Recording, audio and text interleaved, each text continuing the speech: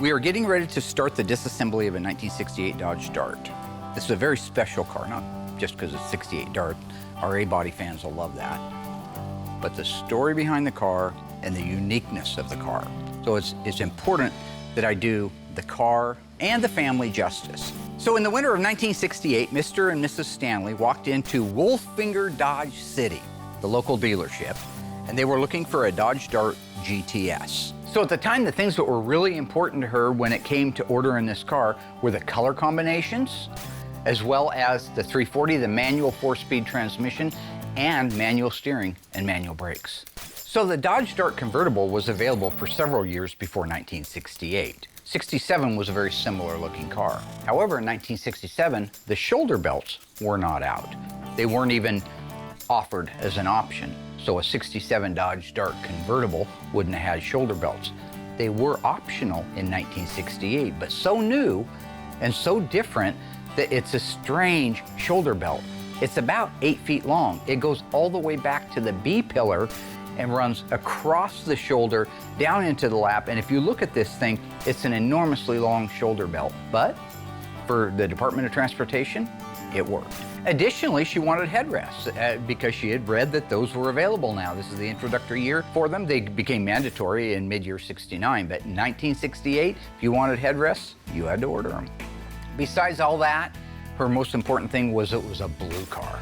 So she ordered it in blue, with blue interior, a black top, and a white bumblebee stripe. When they walked into the showroom, the car they specifically wanted, with the features they specifically wanted, were not available on any of the cars in there.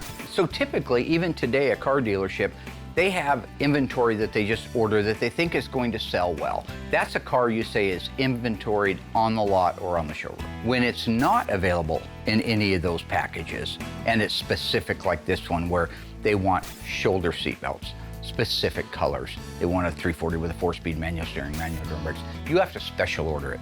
You sit down with the salesman and you go through that option book and you say, I want this, I don't want that, I do want this, I don't want that. And at the end, all of that adds up to a certain number. You flop your cash down, they order the car for you. And that's what these folks did. They special ordered a 1968 Dodge Dart GTS convertible, 344 speed. And that is what we're getting ready to work on now. Now this is funny. It's Mrs. Stanley that actually drag raced that car. That's right, for many, many years, she was a drag racer in it, which now makes sense why she wanted manual steering and manual brakes. Less weight, go fast, save a little bit of money at the same time. But when we talk about these cars being part of our lives and part of our heritage, I mean, she has race slips from when she used to go drag racing.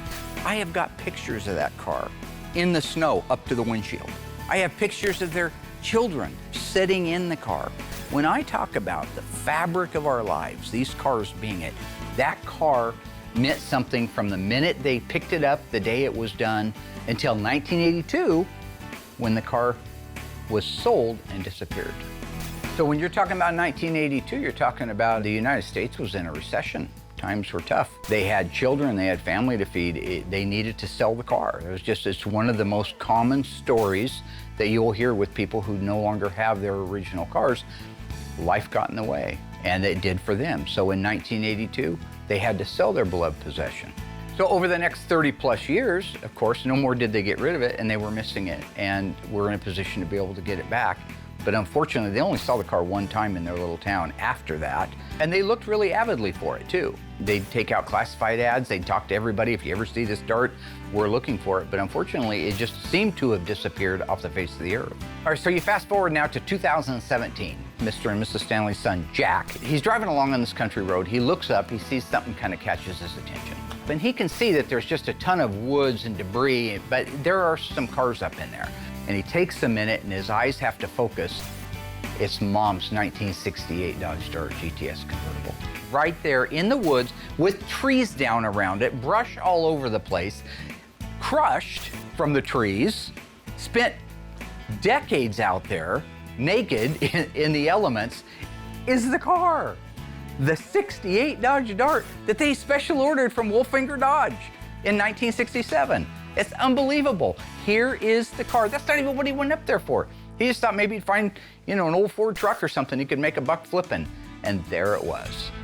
So once he realizes what this car is, he gets closer, he confirms it, and this is really where the emotions for that family started. He went back and got Mom and Dad, brought them out there, and Mom couldn't believe it. Dad couldn't believe it. First thing she did was ran up to that car and hugged it, which I would do too if I found my old Charger. I know it's an inanimate object, but there's a lot of memories in that car. And they pulled all the trees and the limbs and the brush, and they dug it out and they loaded it on a car trailer. Next thing you know, it's kind of a complete car setting in their driveway. That's when the real story of the Stanley Dodge Dart begins. In 1968, Mr. and Mrs. Stanley walked into their local Dodge dealer and ordered this car. So the reason we are talking about this car right now is we're about to start the restoration. And it's one of the toughest cars we've ever done. It's also one of the rarest. So 1968 was the introductory year for the Scat Pack. That was Dodge's way of saying, we're all in on this horsepower thing. We came up with a cool little group called the Scat Pack, and the Dodge Dart was one of those. This was revolutionary. This was saying, we're all in, our hat's in the ring, we are building muscle cars, and if you're part of the Scat Pack, you're cool because you got a fast car. And so that really resonated with a lot of people, regardless of the number of colors, regardless of if it had power steering, power brakes, whatever it is. The fact that it's a 68 Dodge Dart GTS 340 4-speed make it one of only 44. So let's just talk about how cool the car is on its own merit. So in 1968, the Dodge Dart GTS was standard with the 340 and optional with the 383 big block in an A-body. This is really cool. They actually did it in 67, carried it into 68 when they made the GTS. Now, if you wanted a Hemi in one of those cars, first off, you had to be approved by Chrysler to get one. Chrysler only built 80 of these. They are a factory super stock Dart. We got to go out and put one through the tests at Brett Torino's place down in Las Vegas. He had a 68 real live super stock Dart. These cars had a 426 Hemi with the cross ram dual 4 intake manifold. If you look at the street Hemi, which is what we work on here all the time, the carburetors, one in the front, one in the back. It's called an inline dual 4. To go back to 1965, they had the cross ram race Hemi. They were staggered like this. That complete setup actually went into hibernation until 1968 and brought back out for the 68 Superstock Dart Barracuda. There were no window regulators. They didn't roll up and down. They wanted to save the weight, so they just used a strap in there to hold the window down or to hold it up. Additionally, the hood and the fenders were made of fiberglass. But I got to start with the first thing, which is inventory in the car and its condition and validating it. That's what we're going to do now. So the car's been here for a couple of years. We've inventoried it, filmed it. I've gotten all the backstory and history on it. It's time now to inspect the car, make sure everything is the way it's supposed to be. So the very first thing I'll do is clean off the fender tag, take a look at the codes on it, make sure they match what the owner told me this car had. LS27 is the Dodge Dart convertible GTS.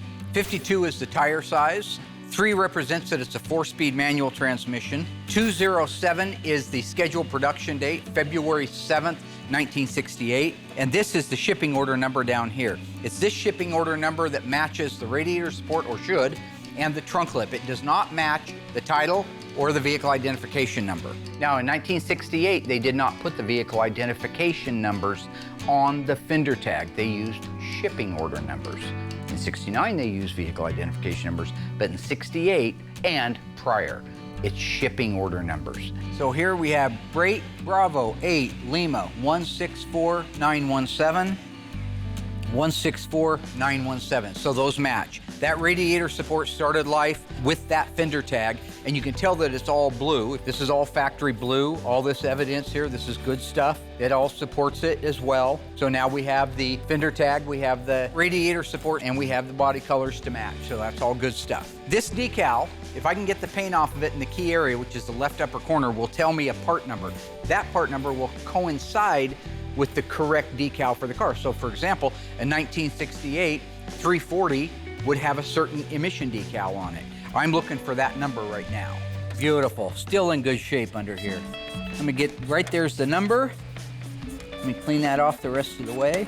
2899845.